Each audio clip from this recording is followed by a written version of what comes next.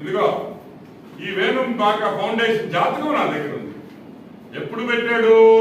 2010లో పెట్టాడు. అంటే 13 ఏళ్లకు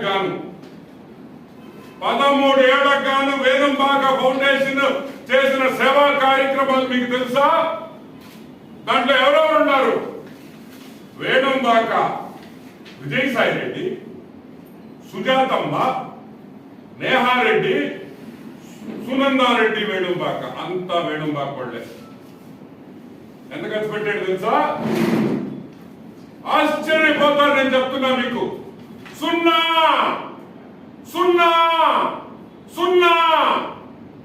ఇదిగోండి 2018 0, 2019 0 0 0, 2020 0 0 0, 21 0 0 0, 22 0 0 0, 23